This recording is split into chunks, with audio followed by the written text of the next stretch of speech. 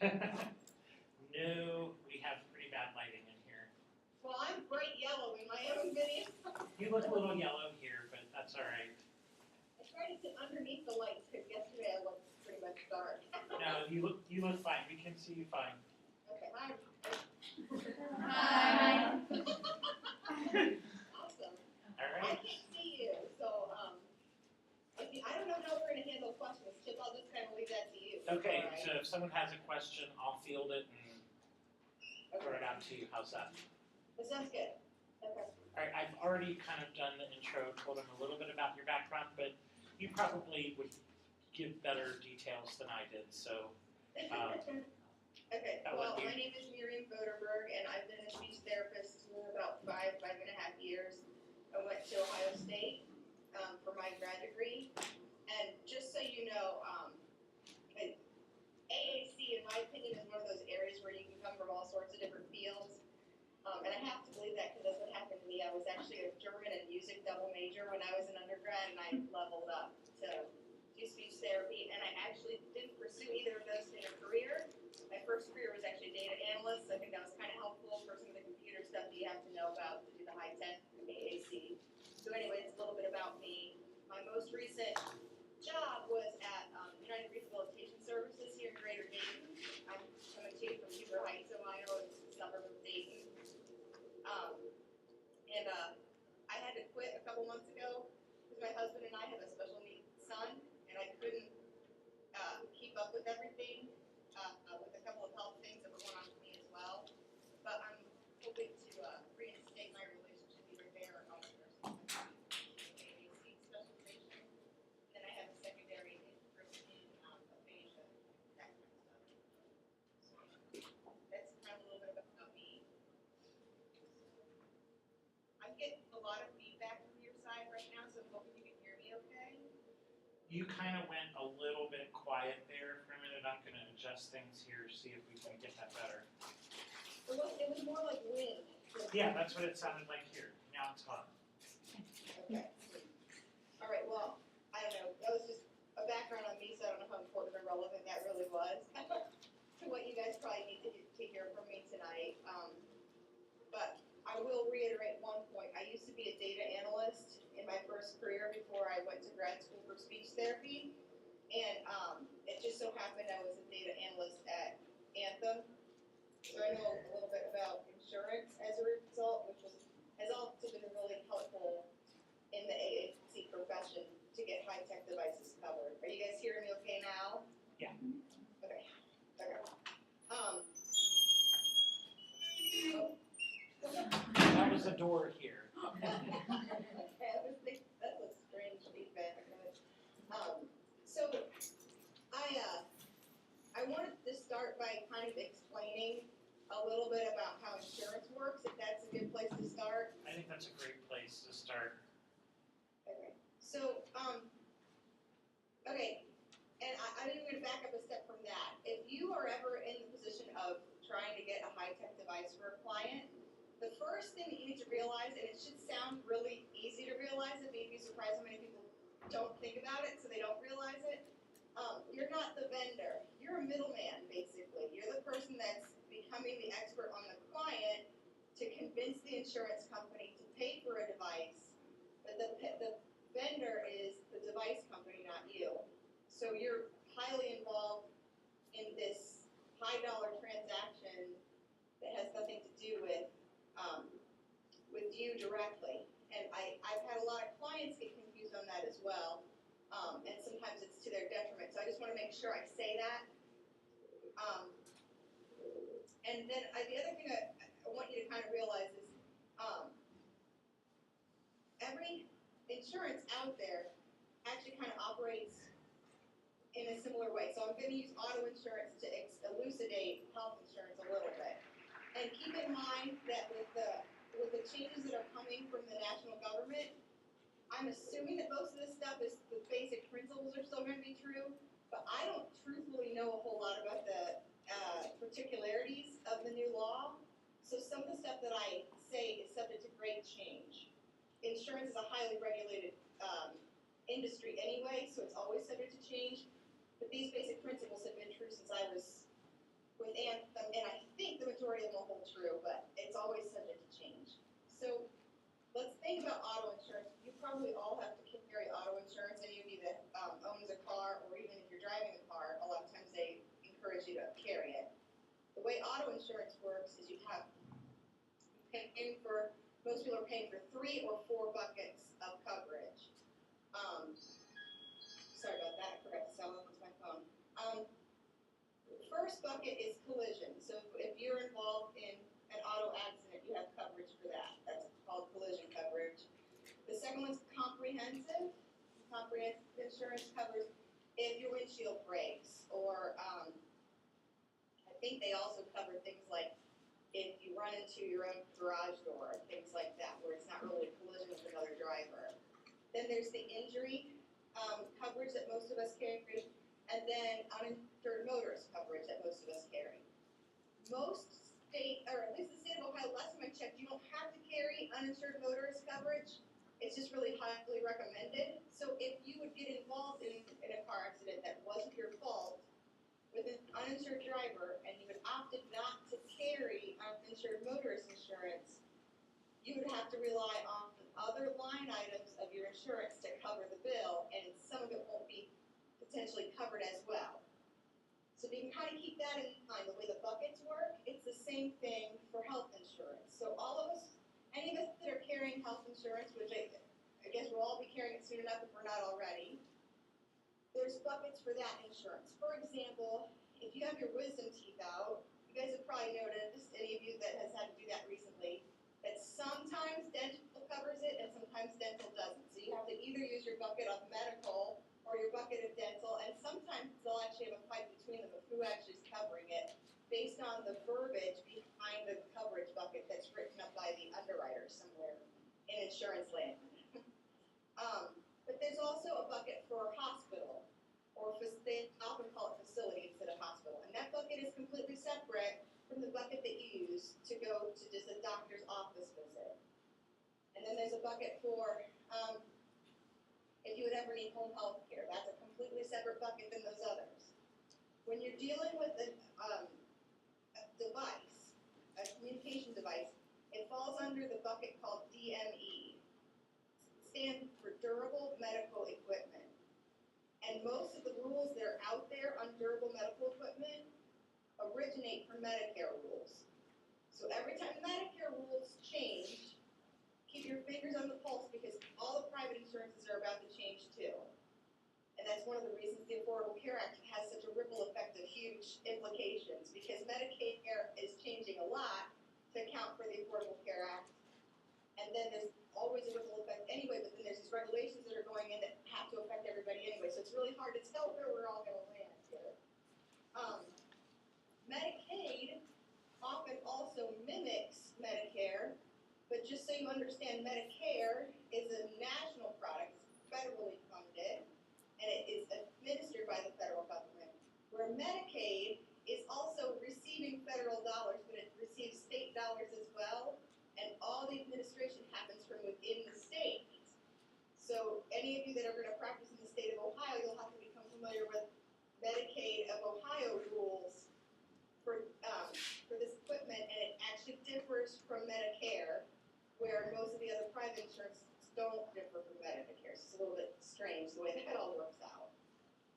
So anyway, we're trying to pull from this durable medical equipment bucket to get these devices for these individuals. And the problem with insurance too, though, is especially if there's a high dollar item, or an item that not everybody in the world ever will need, they start to get pretty regulatory about how they're going to cover it. And if you've ever seen, I don't know if you guys have had the opportunity to see a report yet for a device. Has any of you seen it? Has that been part of the curriculum so far? We haven't yet. I wanted to wait until after we had heard from you, and then I'm going to start referencing that template. Okay, perfect. So maybe we can pull it up now. Yeah, I can see if I can find it. It should be a list of websites if you received that today. I did, but you know what? I'm not logged in. We're logged in through the console, so I'll wait rather than minimize you and find it. I'll wait, and we can cover that at the end. Okay. I'll show, you can talk about it and then I'll demo it to them, because we'll probably have time at the end. Okay, there's a template out there that's been out there since I've been practicing, and it's been, a saving grace for me. Now, there are some speech therapists out there who think I'm terrible for using it, so people kind of get opinionated about it. But for me, it gives me the background outline. It is by no means a complete report, but it simplifies a lot of the major requirements that have been out there for Medicare since I've started practicing.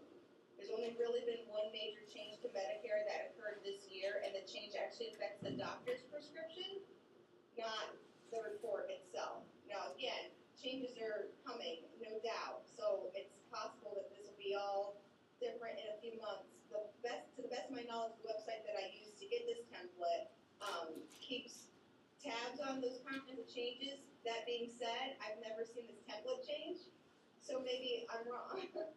The template also has a drawback in that it is specifically geared for adults. So what some of the verbiage you'll see are things like progressive and the remainder of life, those kinds of things, because the template was highly inspired by Lou Gehrig's disease, ALS. So keep that in mind. If you're going to use it with a kid, you're going to have to tweak it more than if you're using it with an adult. And even an adult that has aphasia versus adult that has ALS, there might be some line items that you're going to have to kind of tweak to make your implications more strong, your statements more strong. We've actually used it since you introduced it to me, with 3 kiddos, and so far, other than one that's still kind of in the paperwork black hole hell, the other 2 actually got covered much more quickly than I'd experienced before. So to the people who are poo-pooing using a template, I say, because it worked. And the people that I'm familiar with that don't like this template, really were using a narrative format to cover the same thing, and they would use basically their own design for a template that then they would tweak. But this one's so much easier to tweak, and like you said, Chip, it really does cover the majority of things that you need to cover. And usually what happens is if you don't cover those things to a T, you're going to see a letter back explaining those things you didn't cover. Right. So it's a really nice starting point. Just like I said, you can't count on it as being the be all and end all. So don't be afraid to add to it. And it's the way that the template works too. It's locked so that you can use the drop down boxes, but you're really restricted on where else you can add things. When I'm ready to submit the report and I'm happy with everything, I'll unlock it to make sure I can make my statement stronger where I need to. So that would be something I would recommend to you guys too. So, but basically there's a slew of rules on how to write these reports, because the insurance company's trying to protect their dollars, and that, I know that sounds evil, but that's the business. And one of the problems with health care in the United States that has led us to where we are right now is that everybody's fighting over the same dollar, and everybody wants a little bit more of it every year, and there's just not enough to go around. So this is a safeguard for the insurance company to make sure their dollars are being wisely used, and also to avoid fraud. And the avoiding fraud thing, especially, is the reason why iPads typically are not getting covered. Although Chip has a really nice story about one that just recently did get covered, but it's the reason why iPads are oftentimes not on their face, because it's just they're too subject to fraudulent use. Even if, and fraudulent use means mom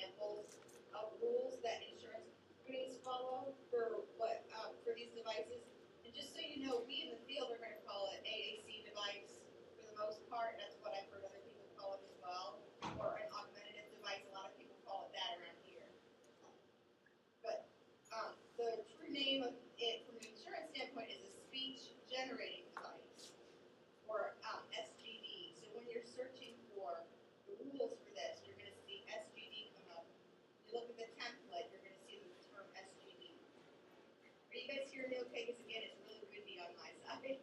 Yeah, we're hearing it okay. I have a question. One of the students has a question. Okay.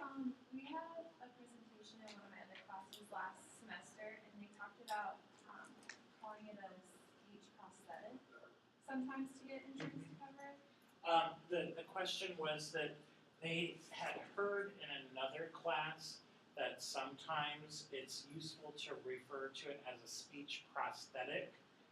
But Yes. I'll be honest, I typically reserve that term if I'm truly talking about a speech prosthetic. So like a tracheoesophageal puncture, maybe a passing mirror valve, something that really does help the person generate speech through the use of this prosthesis. But I don't know about what your take would be on that, Miriam, but that's kind of my take.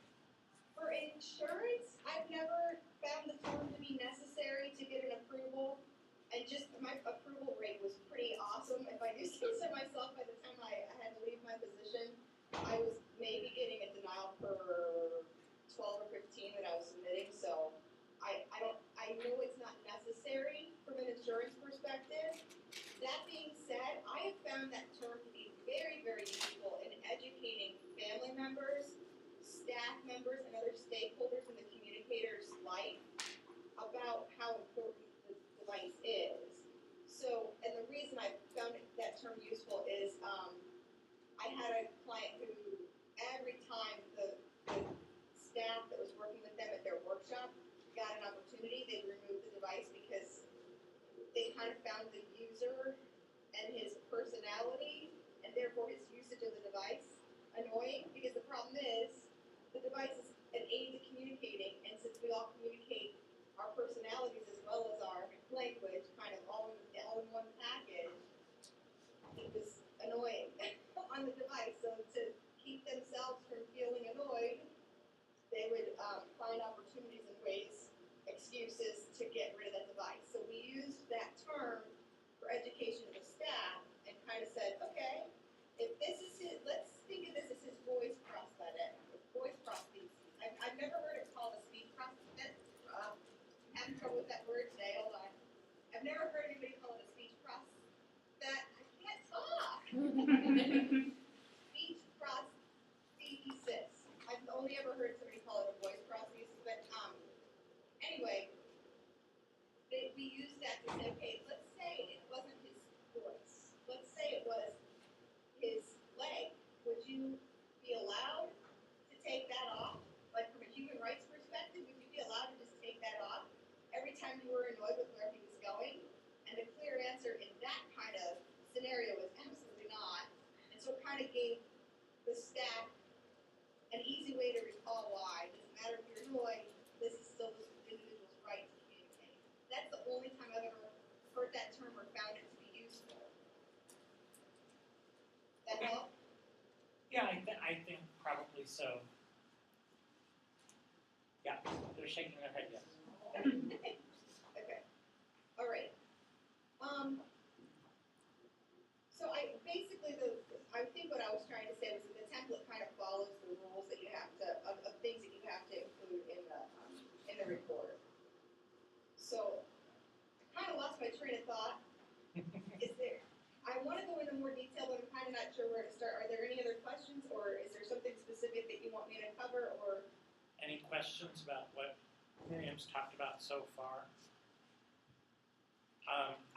Like I said, I can attest to the fact that since she introduced me to the template that she's been using a little over a year ago, I've started using it, and I don't do nearly the volume of AAC assessments or work that she does, but I feel like my success rate has been pretty good since I used it. At least 2 out of 3. One is still in the works, so we'll see what happens with that.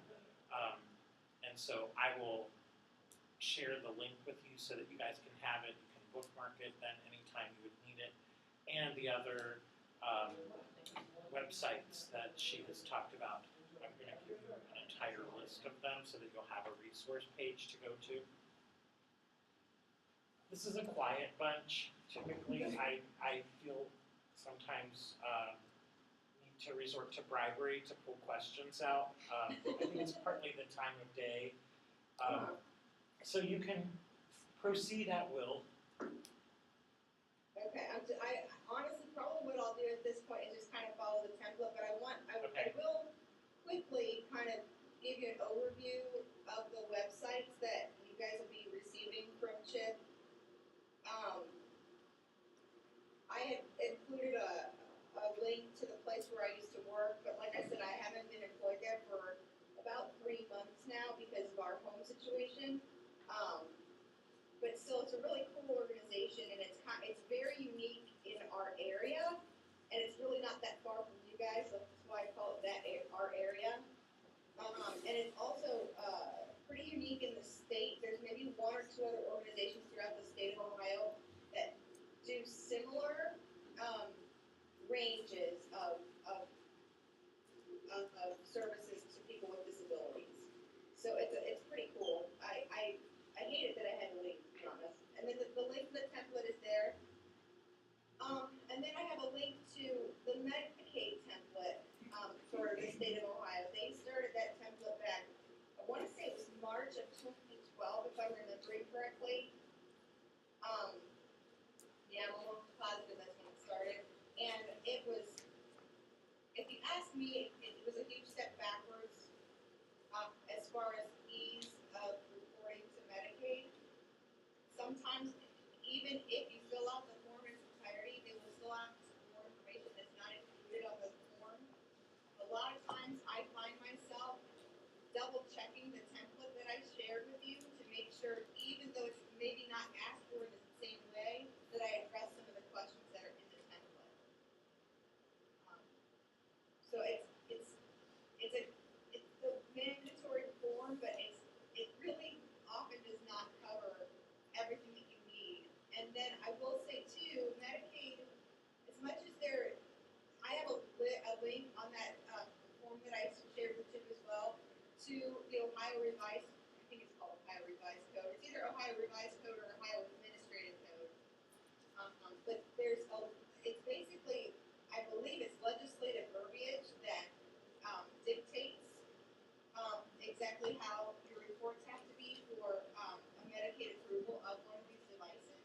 And we know how much legislators know about medical necessity and needs, so.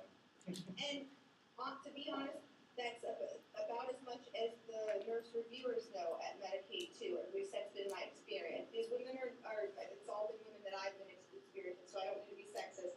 It's always possible that there's a man, and I've just never had an experience with a male reviewer at Medicaid. But they're nurses typically. In fact, I think that might be a state requirement for them to be nurses. But if you think about, if any of you have already been in hospitals, nursing homes, or any other kind of facility where there are nurses involved in the care of the individuals that you are serving, you already know implicitly that nurses really don't understand in depth the way that we do about what's going on. And my suspicion is that they do that to try to keep it a little bit more fair, because I think if any of us were reviewing for a device, it probably wouldn't take us very much to say yes, because we know these individuals so well. But basically, these nurses are sitting there with a copy. My understanding is with a copy of the Ohio Administrative Code, specifically dictated for approval of these devices, and then they're making an interpretation of the Medicaid template against that code as to whether or not you're going to get an approval. And it's not exactly a linear transition. I don't believe the template follows the same order of things as the code, let alone the same deep level of detail. So it's kind of a mess when you're going through Medicaid, and a lot of your folks are going to be on Medicaid. For example, if you're working with people with developmental disabilities, as soon as they turn 18, the majority of them are on Medicaid, and you're going to be dealing with that. Not to mention any client that has an income problem or anything like that, you're going to have that. Okay, we have another question. Okay. For the times that she's gotten denied, what has been their reasoning? Okay, good question. The question was, has there been any kind of pattern or rhyme or reason you've been able to figure out in the cases where there was a denial? Yeah, there are a couple of things. Some of the things that I've seen, and it's again, it's one of those things that's not included in the template, and it's something I meant to put in the list, so I'm really glad you asked that question. I've gotten, and let me before I go on, let me be clear. There's a difference between a denial and a pending for more information. For the work that you have to do to get it to be pushed through, it's really not very different. But as far as how quickly it pushes through, there's a huge difference as soon as you get your part done. So I've gotten a lot of devices not denied, but pending for more information because it wasn't clear to the reviewer, especially if I had a client that had some intellectual disability that I had to document. It wasn't always clear to the reviewer who was going to be doing the maintenance and programming on the device. And there was a point in time where that was never even a question. And it's only ever been a question for me on Medicaid. So I always make sure I include somewhere in my report who's going to be doing that. And if I remember right, I haven't opened the Medicaid template in quite a while, but if I remember right, that might be a line item in the Medicaid template, but it's not, it might not be as directly stated as all that. Let's see if I can get it to open.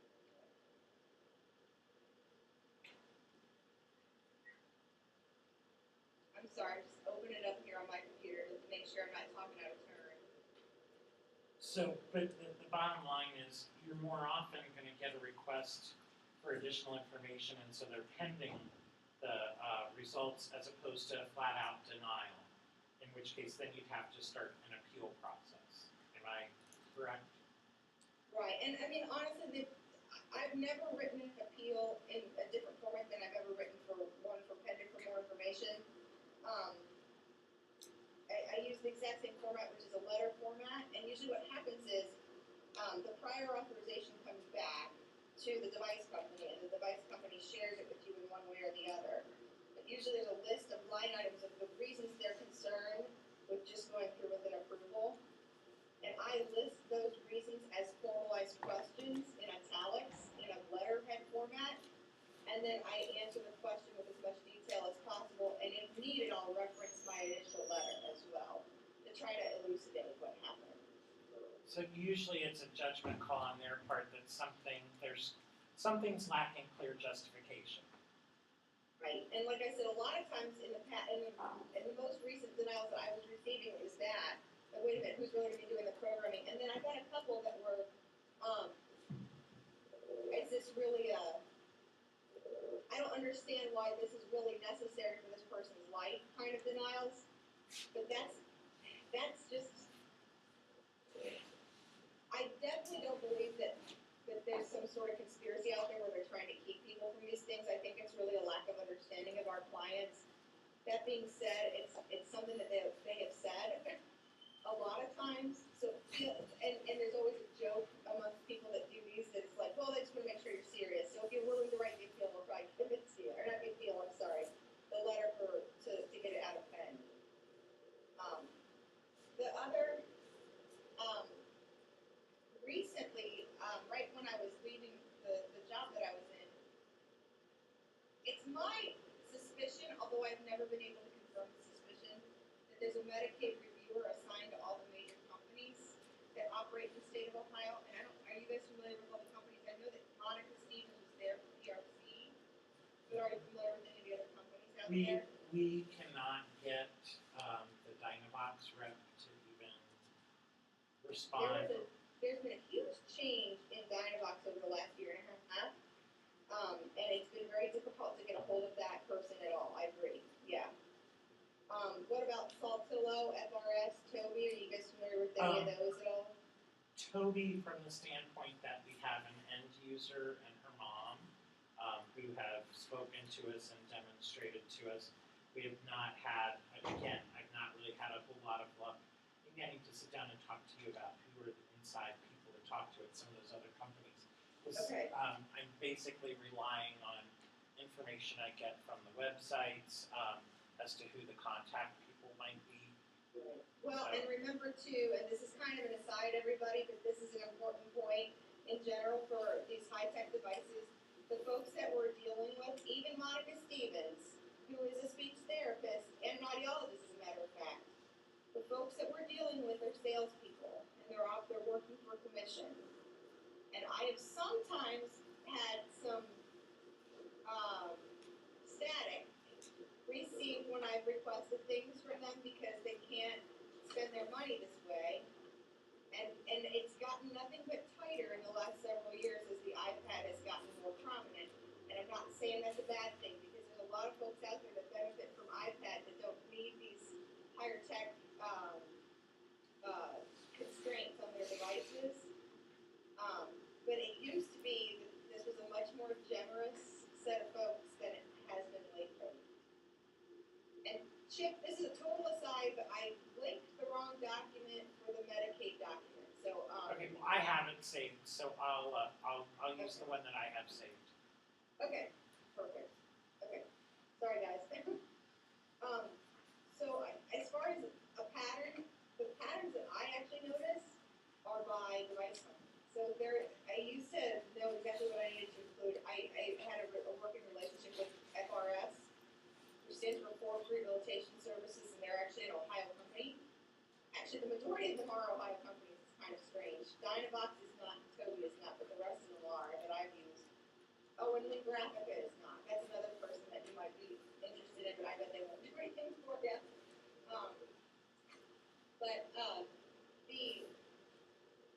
The review of reports, and like I said, I don't have any proof. I even had somebody say, I don't think that's how it works, but I'm not sure. But it always seemed like the same reviewer worked with Forbes every time. And there came a point where she required, in addition to the 8-page Medicaid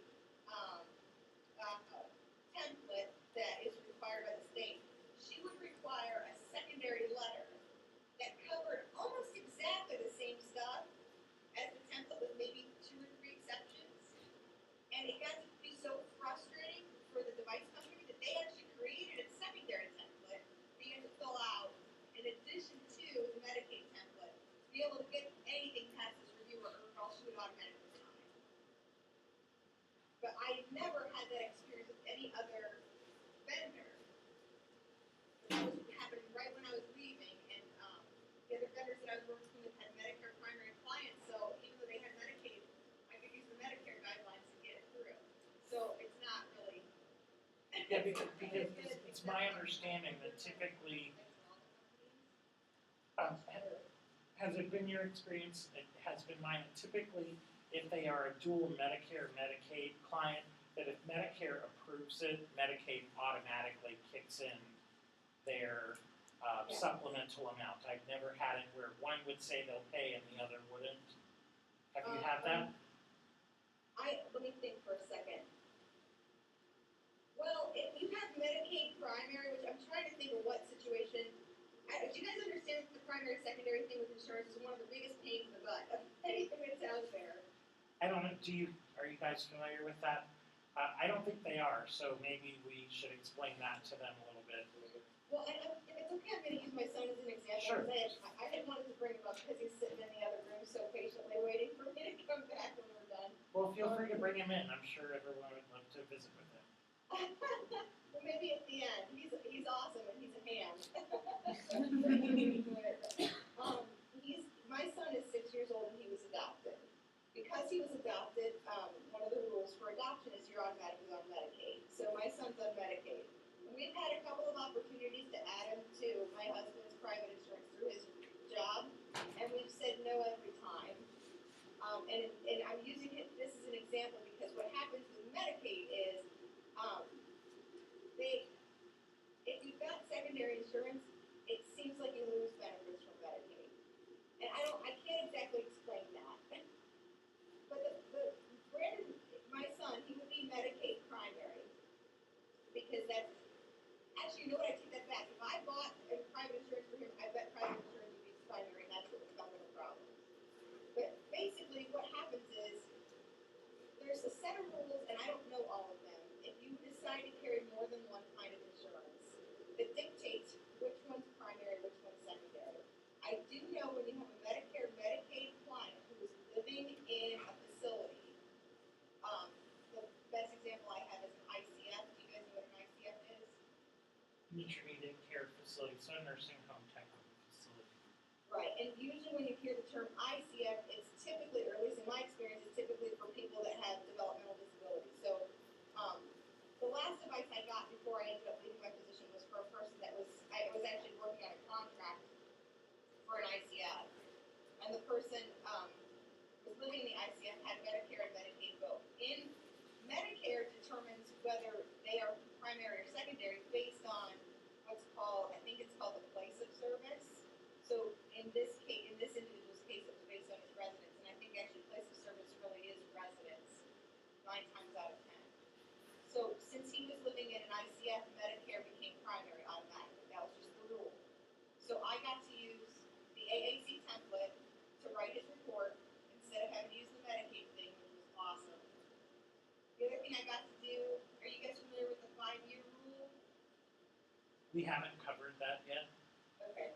And just so you, okay, I'm going to cover it briefly, and I'm sorry if I'm being very tangential right now to try to cover this question, but the 5-year rule is that an individual can only get a new device once every 5 years.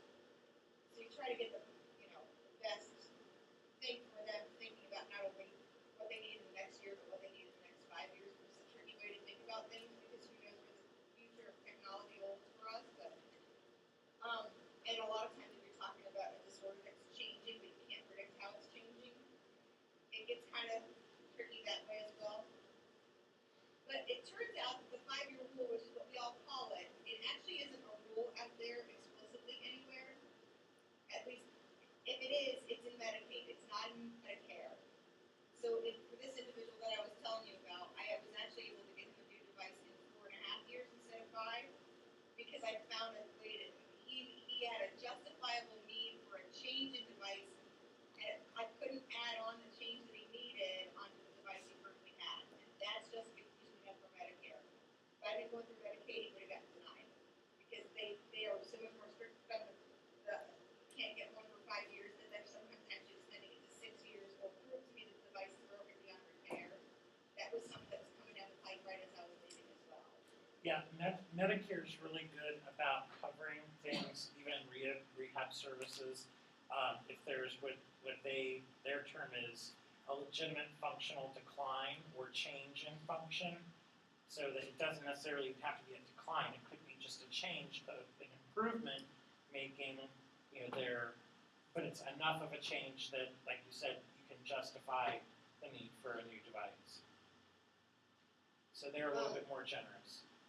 Right, but the other thing you need to keep in mind about Medicare, and it was something I didn't fully understand until this past year, Medicare actually doesn't do a pre-certification process. So if you're going to get a device through Medicaid, you have to go through prior authorization, which is your report, and then somebody at Medicaid reviewing it and saying, yes, we'll do this, and here comes the money for it, and then the device company creating the device for that individual and sending it out. When it comes to Medicare, it still can take a little bit of time. It usually takes about 4 weeks to get it going from start to finish. But the 4 weeks is the device company determining if they think your report will stand up to an audit in the next 5 years. So I don't know, Chip, if you ever had this happen to you, but I had a Medicare client get approved for a device, get approved, quote unquote, what I thought was really approved for a device. 6 months later, the device company is calling me saying, I need this documentation, I need this documentation, I need this. There was a client that had come into me. He had specifically discharged from home health care so that he could see me long enough to get the device. Then he was going to do all his follow-up care with the home health care provider. Because you can't be in both outpatient Right, and you home can't health double dip. And no patient can, or else you'll get denied. That's a Medicare rule for sure. And that's that place of service. That's another example of what a place of service is, and you can only have one at a time. Anyway, I couldn't speak to what the answers to their questions because I wasn't working with them anymore. But basically, despite the fact that the device company had determined that my report would withstand a Medicare audit, it was not withstanding that audit.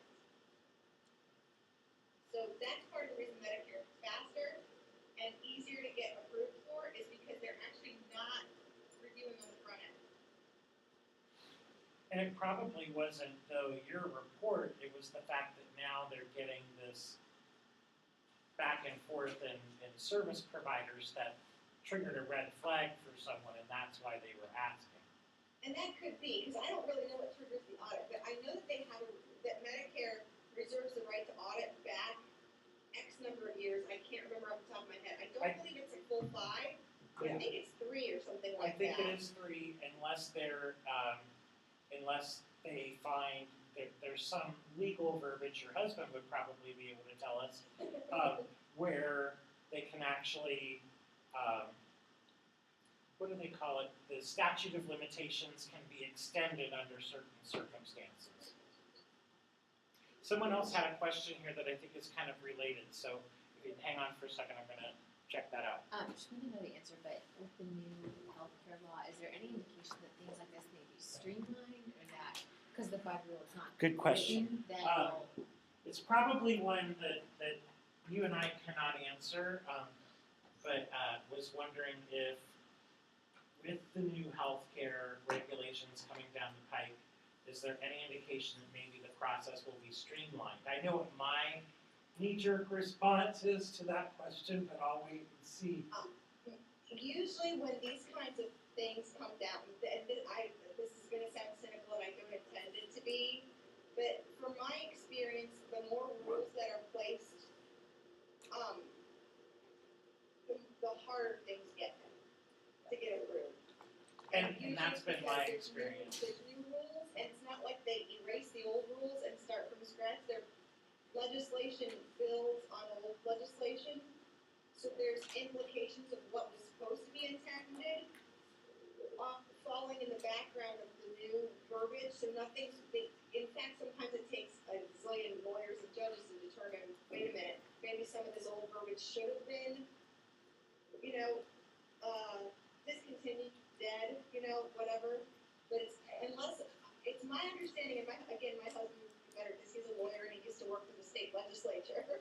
But my understanding is unless a legislator or the legislature specifically writes a law that says this law is no more, or like the amendment that let people vote, so the 19th Amendment, my American history is really crappy, I apologize. I think it was the 19th Amendment that allowed suffrage for women, and then it was applied later for other races and that kind of thing. But it takes that kind of verbiage to get rid of old stuff. And typically when legislators go to work, they're thinking about new law. They're not thinking about let's clean up the old stuff. There's not really any spring cleaning or anything that goes on.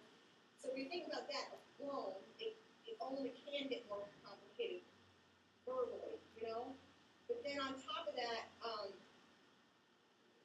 I don't know the ins and outs of the law well enough to tell you exactly what's going to happen. Well, and I think that's the problem, is that nobody does. It's kind of a work in progress. Thousands of pages, so it's not like any of us can go home and read it and understand, because it would either put us to sleep or drive us crazy or confuse us if we try to read it all.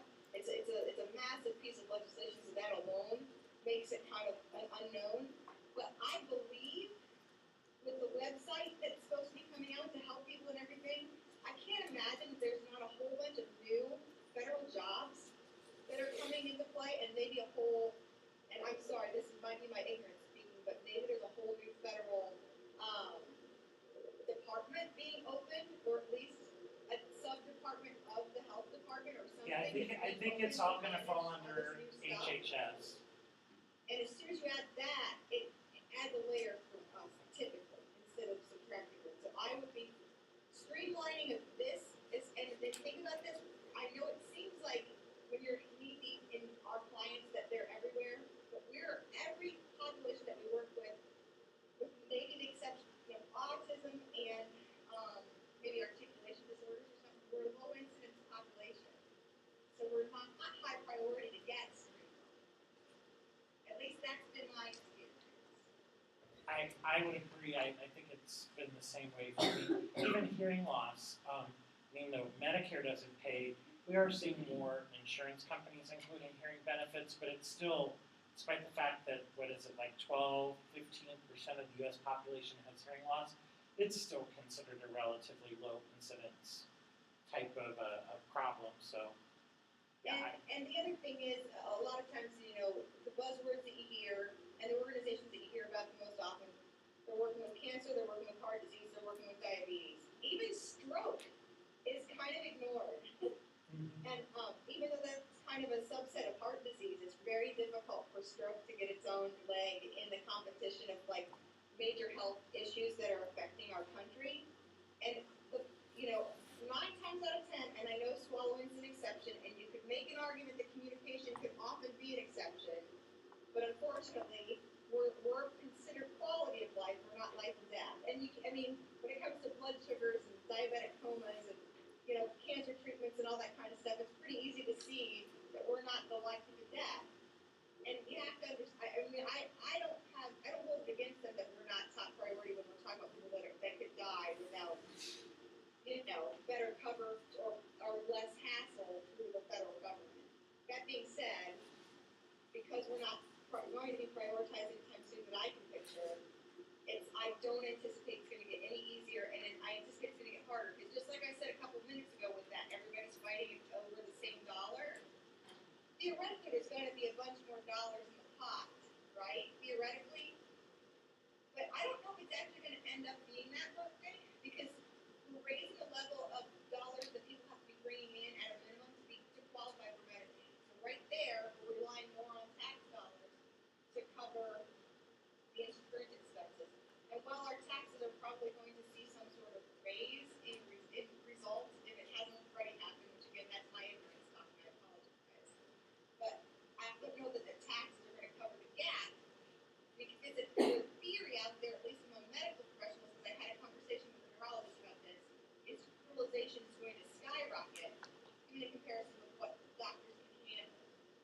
And so there's going to be theoretically fewer dollars out there because there's more people using the system than what the dollars are that are going to be added to it.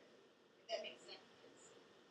And then on top of that, just to kind of go back with, is it going to get easier for us? I don't think so. The majority of folks that haven't been utilizing the system, their utilization is probably going to go into those life and death categories. Like, maybe I should be managing my diabetes better than I am. Or, you know, I've had this growth on my arm for 3 years. Maybe I will go get it checked out because I don't have a copay.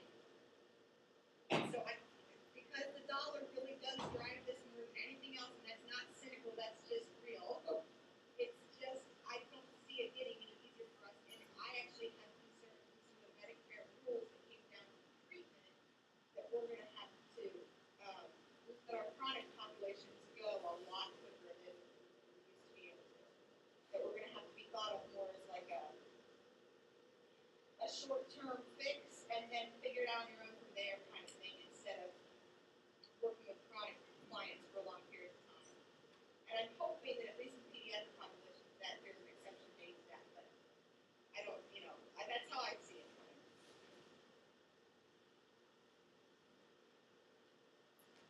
Okay. That's kind of tangential, but that's hopefully was helpful.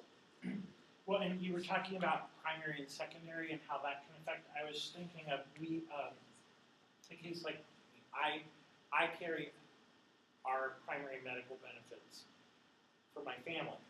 Now my wife is working, but she's a contractor, and because she's a contractor, she doesn't automatically qualify for coverage. But if she were an employee and she qualified and decided to carry benefits for herself, and maybe our son, and I have it for our son and myself, then he would be the one where something might come in where I'm primary, she's secondary, so that whatever my insurance didn't cover, maybe then they could bill hers as a secondary. And I'm going to make a sweeping overgeneralization that might not be the correct thing. It's just been my experience as a practitioner, but it might not be the way it works for all of medical insurance. If you have 2 private insurances, things seem to go pretty smoothly. But if you have Medicaid and a private insurance, it seems like all of a sudden it's really difficult to get things through. That's been my experience as a practitioner. So it's certainly not an objective statement by any means, but Okay. And in theory, Medicaid's supposed to make it easier because they're supposed to cover the co-pays, but my experience has been that things get denied. Okay. Other So questions? I've gone kind of a million tangents. I hope everybody's getting something out of this. I apologize for looking everywhere. Got another question, so let me see. Yes. I was just wondering how often she wants to give someone a tablet, but decides not to because of the sensitive. So has she maybe adjusted her recommendations based on the likelihood of getting something covered? Okay, that's a good question, and I've been asked that in other, not related to AAC, but have you ever been in a situation where clinically you felt like one particular type of device or platform was most appropriate, but knowing your experience with their particular insurance, that it was very unlikely to get covered, that you go ahead and shift your recommendation to something that you think is more likely to get covered?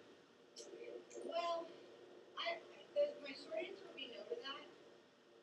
And I'm going to give you two examples of when that my answer would be no to kind of give you a full picture. The one example is TRICARE, which has big business around here because of right that. TRICARE is the insurance for military folks. TRICARE has a network for devices, and actually, come to think of it, so does Aetna. Last time I checked, and so if it's going to be automatically denied for being out of network, I will try to make another device work, or I will make a very, very compelling and much more detailed argument to try to get the out of network thing covered. That does work with TRICARE on occasion. To my knowledge, Aetna is a straight up denial. If you go out on a network, and that's all there is to it. You're out of luck. So in an Aetna case, I'd probably go out of network. Or in the TRICARE case, I would really test and really get some good data to beef up my report to say, even though this is not network, this is still very appropriate for this client. There are actually two other examples I want to talk about. One is the iPad. I won't write a report for an iPad yet. I haven't had any success with it now. It's been 3 months since I've been practicing, so I know the climate's changing. In fact, Medicaid themselves was talking about covering iPads recently, but I think, like I said before, it opens it up to broad a little too much quite yet. But there is a device out there, IFRS, that is on an iPad platform.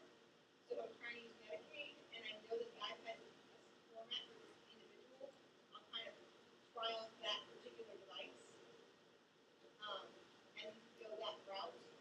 And I found that Medicaid, as long as, because that's an approved device to be covered, they have no idea that it's on an iPad platform, and it really confuses them if you mention that it is.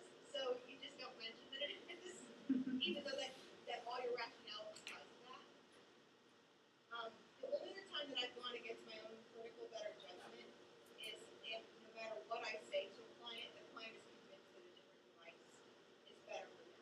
And I do that because I have a kind of philosophical approach to my practice that states that, my knowledge is finite, and if the person's not motivated to work on a device, or if their team isn't motivated to work on a particular device, then I'm not doing them any favors by trying to force them into the square hole that I think they belong in.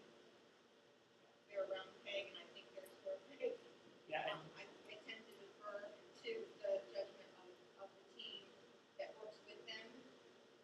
But if I think they're going to a device for the wrong reason, I will at least state to them my reasoning, and then I'll write my letter to justify it, not showing the reviewer that I'm not in agreement, because that's not going to help anybody either. Right. And I think that's been my experience too. If I know that it's, like you said, an in-network, out-of-network, if you know that a particular insurance plan has like a pre-negotiated agreement with certain vendors, I'm going to try and pick something out of their line. Whereas, and it might be one that I don't necessarily, it may not be my go-to. You may be, yeah, I don't know if you had a particular, you said Forbes was your kind of your preferred vendor. Well, that was where I started. That was Yeah. the first device company I had experience with. So yeah, I actually kind of had to go. I had to practice for a while to feel comfortable enough Right. to look at other devices. But I think most clinicians over time, they kind of develop a relationship and there's like one particular vendor that tends to be your go-to. Well, if you get a client who their insurance coverage is going to require some other vendor, then I'll probably not go to my go-to. But otherwise, like the case of the patient autonomy. If they're saying, I don't want that, I want this, I'm going to educate them as to why it may or may not be the best choice, but I'm going to go with the flow. Right. Now, I will say, Chip, about having a go-to vendor, that was actually true about how I used to practice until I got in a place where I was practicing AAC between 60 and 80% of my caseload. And then I had the luxury, and in fact the built-in necessity, to learn all the devices. And now, instead of having a go-to vendor, I have a go-to vendor based on the clinical profile, Right. which is obviously a much nicer way to practice, but it is a luxury, and you will find the majority of you, even if you get to do AAC, again, this is for the low incidence populations within the low incidence population of anybody that needs speech therapy in the first place.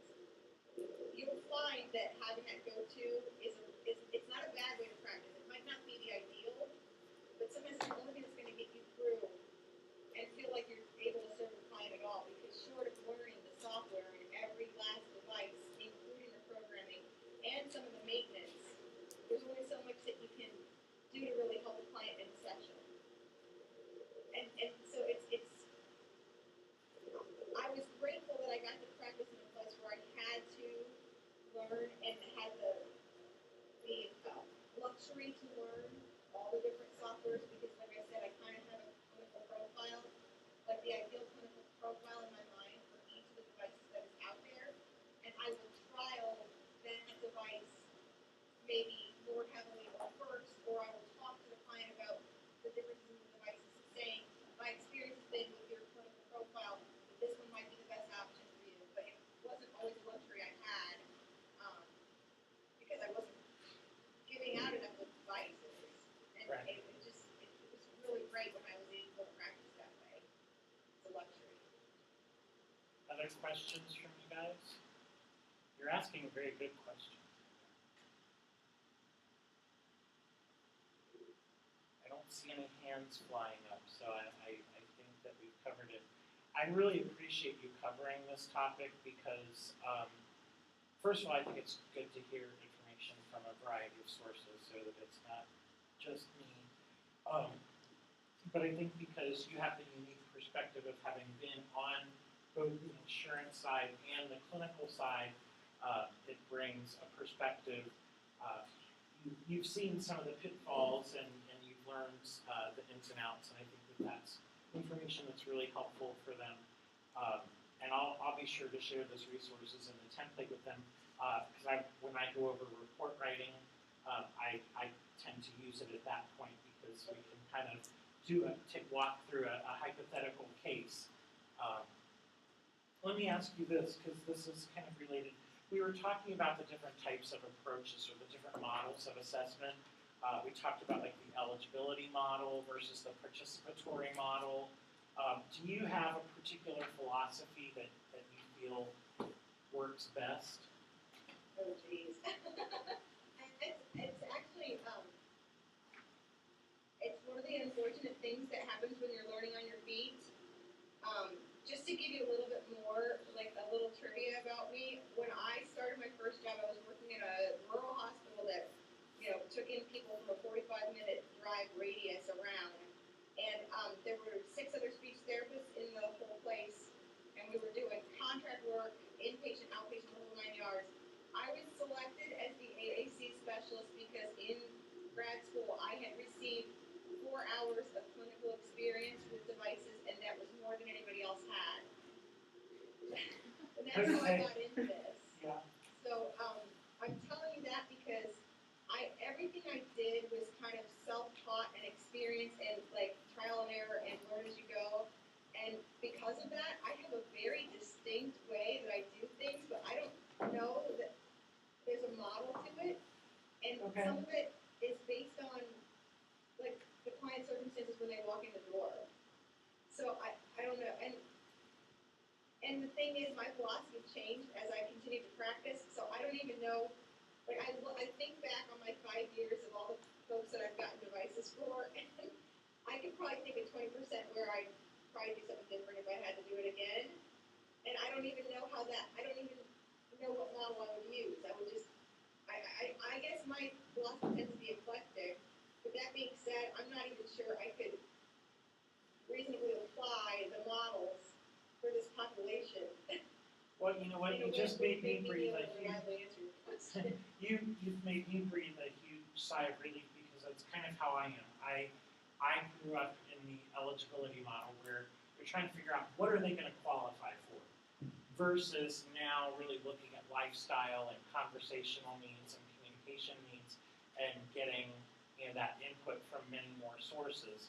I still, even though I do look for that more broad participation from all the players, I still, in the back of my mind, am thinking, okay, that's great, but what's going to get covered? What are they most likely? What's going to meet their needs, but what's going to realistically going to get covered? And when you're talking about high-tech devices, that's a make or break for most folks. And I'll give you a perfect example. The majority of people that have ALS, if they got my experience has been with bulbar ALS. It happens after age 65, so the majority of them are on Medicare, where when you get the more standard ALS, I've had younger clients. I don't know if I believe that's a trend, and I think it's something about women that are older get the bulbar kind, but I can't remember exactly off the top of my head. Anyway, you talked to a person about getting a high-tech communication device because they're losing their ability to speak, and you've got this time, the ticking time clock in the back of your head, especially with bulbar, because they tend to go more quickly, and you think to yourself, this is the perfect device for this individual, and then you realize 80-20, how are they ever going to pay the 20% on a $10,000 device? Right. And are they going to be willing to? And, Especially knowing that there's such a finite time period that they're going to use it. Right. So one of the things that I also tend to do, and again, this kind of goes back to some of what I consider my own philosophy of practicing, is knowing the resources that are out there for each of my clients. And I'll give you a quick example of that. I had a client who came in with, I just lost the term. Hold on a second. Vascular dementia. He had had a series of several mini strokes, and then he was also suffering from some depression because his wife had just died and he wasn't able to care for himself. So his family was kind of shifting to try to take care of them, and his last TIA, mini stroke, whatever you want to call it, had given him, in addition to some severe dysarthria and a touch of aphasia, it had given him urinary failure. And so he was completely unsociable and very frustrated. And the family needed something fast because they were worried that between the depression and the vascular dementia, they weren't going to have much longer. And URS has a grant that anybody can apply for, to the best of my knowledge. So that's one of the things I need on the website. That grant's out there if you have a client that needs something. But they have a grant to help pay for equipment for folks. They do not deliver there because they do pay for equipment. And we found an iPad active. Like, it was the only one that even made sense to him, and he was instantly communicating on it. So it was kind of a godsend right there. It was the app is called Touch Chat, if I'm remembering right, and it's a $350 app to get the bells and whistles that he particularly needed, and the grant paid $300 to him. He had it for him because his daughter had already been on iPad. So, I mean, kind of the eligibility thing. I guess for me, I don't think that it's insurance and eligibility so much as affordability, and then whatever means I can get to make it happen, even if I'm taking $1 from every bucket I know of. Right, right. Other questions? I see blank faces, no hands going up. Seemed to be that time of night, isn't it, It everybody? is, it is. thank you very much. I appreciate you taking time out of your evening. I know you've got a very full plate these days. So, Well, thanks for letting me do it this way. I would have loved to have been there in person, but my husband still isn't even home yet, so there was going to be no way little Brandon was going to be able to take all of it. So, he's only 6. right. Well, we appreciate it, and hopefully, if you don't mind, I'm going to share your contact information with these guys so that if they have other questions, that they can maybe network with you a little bit. I love it. That's Okay. great. Yes. All right. Well, thank you very much. Thank I'll talk to you soon after. All right. Yeah, get a hold of me with the vendors and stuff. I'd be happy to help. Okay, great. Thanks. All right. Take Bye-bye. care, everybody. Okay. She, like I said, she's an excellent resource. She knows the ins and outs, has been around the block a few times. So I will get the resources that she talked about and load them on our NICA website. And when we go over some report writing stuff, I will actually pull up the template, and I really think that taking it as kind of a hypothetical case and walking through the template is actually a really good way to see how you can use it. I'm like Miriam. I get, there are certain things where I really like a canned approach to it because it's adaptable, and there are other things where I'm like, no. But for the template, because it's actually people who are actually going to be making the determination about whether or not they're going to cover were involved in the process, I think we'd be kind of stupid not to take advantage of it. Why recreate the wheel when you don't have to? So, questions about what we covered tonight, about funding and reimbursement? She touched on at the very end something that I think is really important to remember, and that is that very few folks that we work with are going to have universal 100% coverage for any type of device that we get, unless they do have 2 insurances, a primary and a secondary involved. A lot of them, at best, it's going to be an 80-20 type of a thing.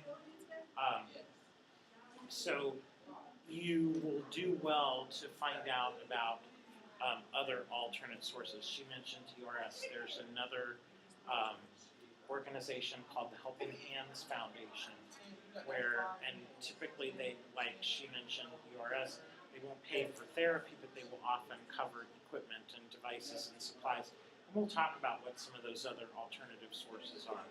It's important to know that there actually is help.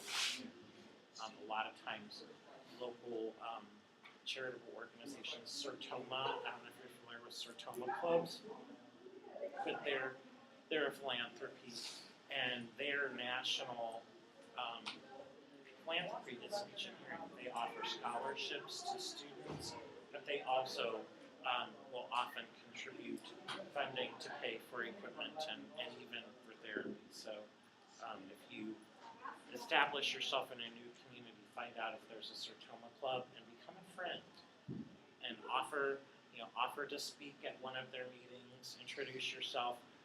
You're likely to get lots of referrals that way, and you might actually get some funding for someone who needs it down the road. So, any questions about what we covered? I'm with Miriam. I'm anxious in every sense of that word, the good, the bad, the ugly, to see what's going to happen come January. I would hope that, while I agree, I don't think things are going to become more streamlined, I do hope that it does broaden access for folks to services and to equipment. I'm just not sure the math doesn't work. We can't be adding so many more people to the pool, not increasing the number of providers, and say that we're going to make healthcare more affordable.